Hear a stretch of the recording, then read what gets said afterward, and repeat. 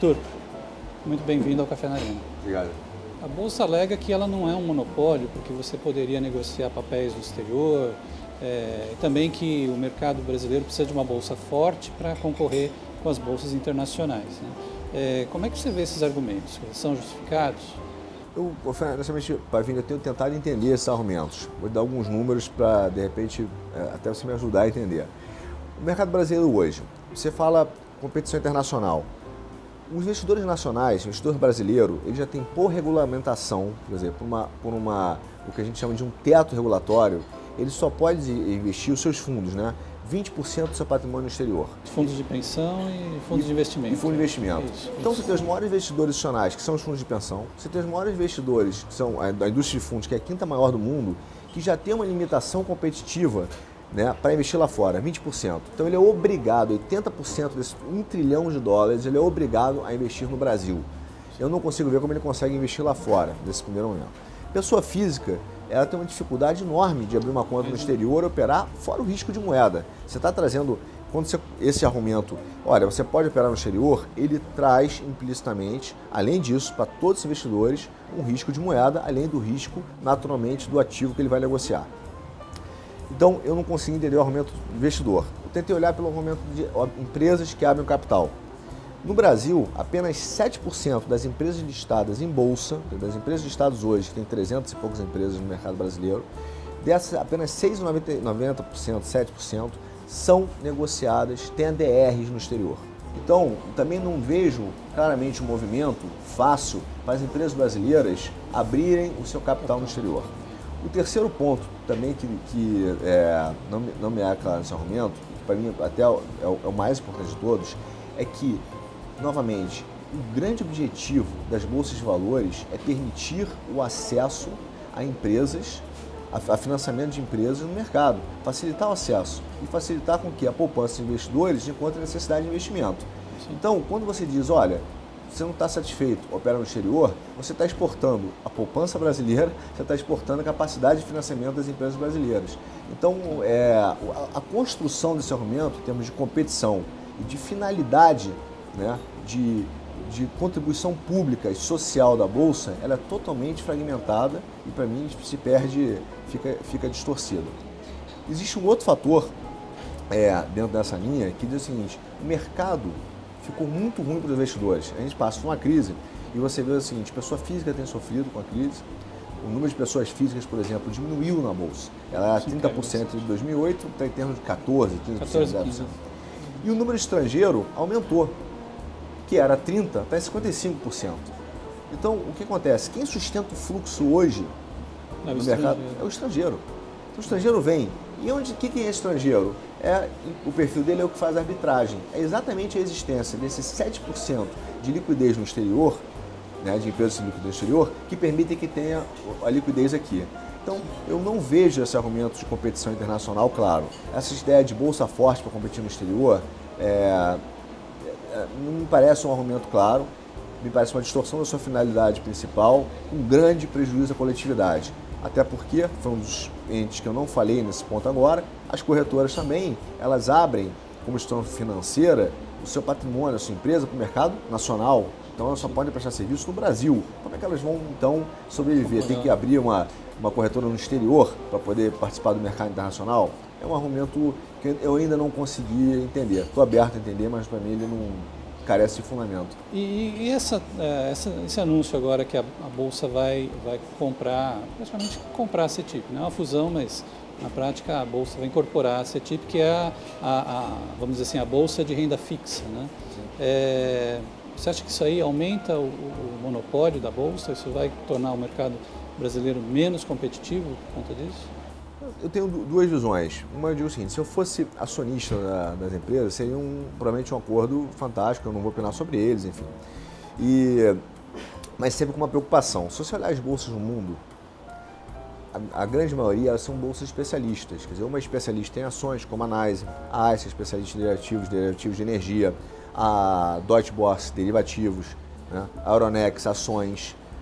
Você tem bolsas de opções, então você tem bolsas que negociam mais renda fixa, né? Alguns ativos de renda fixa são negociados no mercado de balcão fora do ambiente bursátil. Então, Esse perfil de uma bolsa que faz tudo, eu ainda não encontrei com excelência no exterior. E me preocupa, ainda mais quando a gente tem um monopólio, eu digo como brasileiro, alguém que está no mercado de capitais, que a gente dê esse passo de virar a política do pato, né? Quer nadar, quer andar, quer voar e não faz nada direito. Mas em função desse monopólio, claro que vai existir uma superconcentração e que as duas têm uma margem muito alta, pode ser que, do ponto de vista do acionista, é bom. Para o mercado brasileiro, ele é muito ruim. E por quê? Porque você está juntando duas bolsas, você vai estar juntando um único ente, vão haver diversos projetos de integração, isso é normal quando você faz aquisições ou fusões de empresa, você vai fazer redução de custo, né, sobre excessos executivos ou projetos de tecnologia, vai haver uma nova prioridade tecnológica de integração. Quer dizer, se nem a integração das clearings prometidas para o mercado brasileiro como um grande marco, né, foi entregue, você imagina agora a ordem de prioridade de tecnologia que essa fusão vai dar. Principalmente quando você tem uma super verticalização, que é o que tem hoje dentro do mercado brasileiro, que é bolsa, clearing, depositária. E agora o mercado de balcão, que vai estar sendo provavelmente integrado a uma clearing ou depositários da Bovespa. Então você mais uma super verticalização. Como eu vejo isso? Seria ruim ou deveríamos não apoiar essa fusão? Isso é assunto privado. Eu digo o seguinte, talvez aí sim o regulador dentro, não intervencionista, mas com a visão de desenhar o quadro regulatório, né, de dar apenas a moldura regulatória e diga, olha, siga com a fusão, mas você tem que escolher se você quer ficar no mercado de bolsa, no mercado de clearing ou no mercado de depositária, né? Ou antes de seguir, você tem que abrir para a competição. Eu não digo só para a gente, eu acho que é abrir para o mundo todo. É abrir para London, é abrir para Deutsche, é abrir para qualquer bolsa que está no Brasil, que eu acho que é extremamente proveitoso para o mercado brasileiro. Se fala muito da Bolsa Brasileira, mas a Bolsa Brasileira hoje está praticamente, os maiores acionistas são estrangeiros, não é isso? É muito pulverizado, acho que o maior acionista tem 5%, né? Mas a maioria são estrangeiros também, fundos internacionais. Quer dizer, a Bolsa Brasileira é meio que estrangeira já também. Os donos já são estrangeiros, né? Os acionistas já são estrangeiros e o fluxo já é estrangeiro, quem sustenta a Bolsa é estrangeira. Então é a Bolsa que atua no mercado brasileiro, mas não é uma Bolsa brasileira. Você acha que se você não tivesse tido esse contratempo com a Bolsa, você já estaria com a nova Bolsa funcionando? Vou considerar os prazos, porque sempre tem a questão do regulador. E a gente não dá prazo para o regulador, porque o regulador está certo, tem que olhar e garantir que está tudo dentro do seu funcionamento. Mas supondo que os prazos existentes na regulação fossem atendidos, e a gente entende que estava pronto para isso, hoje, se tivéssemos tido acesso depositário, já estaríamos operando, né? E outro dia participei de uma reunião de board, e até discutia, gente, mas vale a pena entrar no mercado agora, daqui a um ano? Porque o mercado... o mercado a própria economia brasileira, né? Não é. E aí um dado interessante, olha o que aconteceu com a Bolsa. A receita da Bovespa, da BMF Bovespa, ela cresceu, desde 2011, de quase 2.100 para 2.500. A margem, o resultado operacional saiu de 1 bi para 1 bi 400. Você teve quase 40% de crescimento com o mercado ruim, né? As ações em baixa. E o valor de mercado dela saiu de quase 20 bi para 29 bi. Então, isso é interessante como os interesses, isso para mim é a forma quantitativa, clara, de que os interesses do mercado local estão completamente díspares do interesse privado. Os investidores perdem dinheiro, a pessoa física perde dinheiro, paga caro para operar no mercado brasileiro e o nosso único agente hoje, né, tem uma margem muito alta, uma distorção no mercado brasileiro. Isso não é razoável. E com a fusão, isso é um ponto importante, com a fusão se torna mais preocupante. Por que se torna mais preocupante? Porque é claro, hoje, e ela anunciou que ela está fazendo o quê? Captando dinheiro para poder comprar a CETIP. Ora, e está pagando um ágio. Se você é monopolista, o outro monopolista, quando você faz uma fusão, qualquer compra de monopólio que se paga ágio, nada mais é do que antecipação de aumento de custo.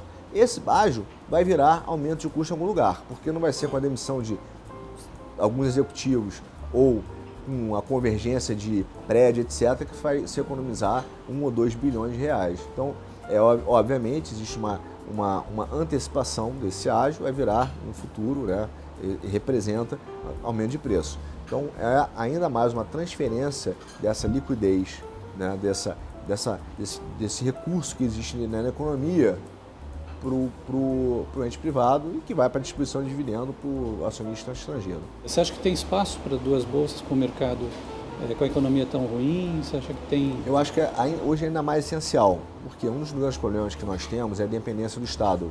Eu costumo dizer que o Brasil vive um capitalismo de Estado.